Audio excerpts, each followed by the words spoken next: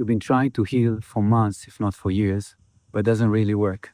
I want to offer you a completely new angle to look at it. It's not a technique, it's not something to do. In fact, it's something much quieter than that. What if the very effort to heal is what keeps the symptoms alive? Racing heart, dizziness, a wave of anxiety that comes from nowhere. This sensation feels really dangerous, and the mind is doing what the mind knows how to do. Try to get rid of them as fast as possible.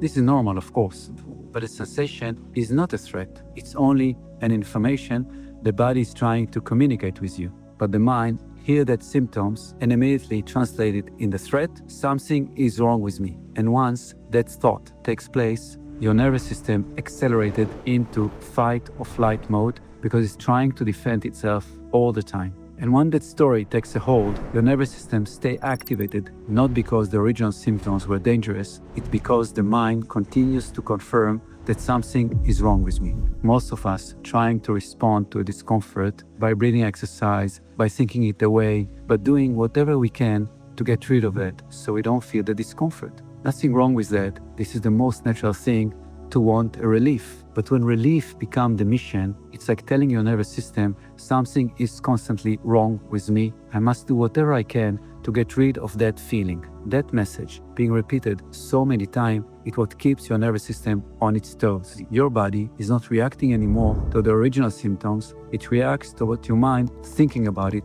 and to the fear that your mind created in your system. So here's the shift. Instead of resisting the symptom, teach your mind to be with it. Don't do it with effort. Don't grind your teeth. It's the opposite. Relax into it. Give it space. This is not being passive. On the contrary, it's affirming your trust in life. Everything in life must flow, including a symptom that doesn't feel good. So when you're being with it, you say to life, I'm trusting you. I'm allowing that symptom that is not comfortable right now to move through me. If you're resisting it, if you say no to that symptom, in a way you're affirming the opposite. I don't let myself be really alive. I only live through my mind, but not by actually what's happening right now. Right now there's a symptoms. I need to allow it to move through me.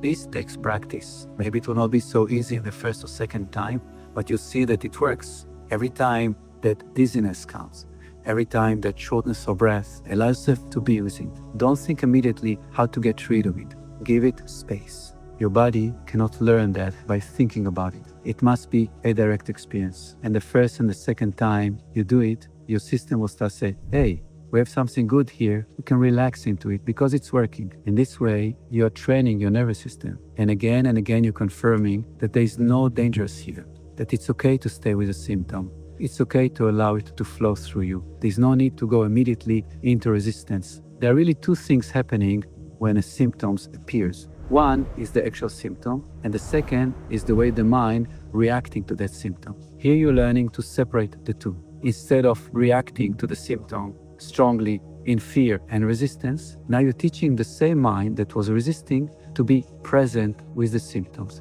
to give it space. Because normally that initial sensation is not a life-threatening sensation. It's a symptom that is not comfortable, but it's not a life-threatening situation. If you allow yourself to be with it, it will continue to move. It can continue to flow like any waves that moves in the ocean. It has its origin, manifestation, and then it goes. And you'll see that when you stop feeding that narrative that something is wrong with me, the tendency of the mind to fall into fear and resistance, something will soften in you.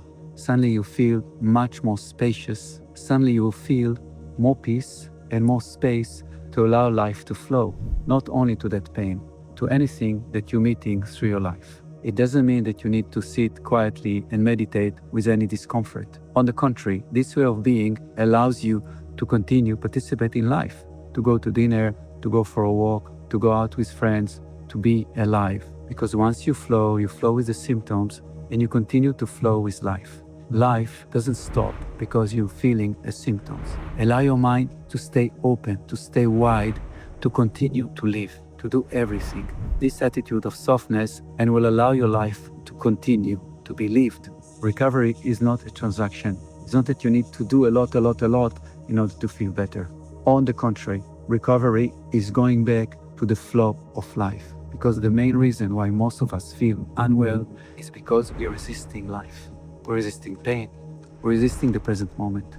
Open up, allow life to flow, allow the symptom to flow. Health returns on its own timing when you stop resisting life, when you allow everything to flow, including your symptoms. So if healing felt out of reach for a long time, maybe the invitation is not to continue, struggle, and push. The invitation is to soften. The invitation is to flow. The invitation is to come back to life. Thank you.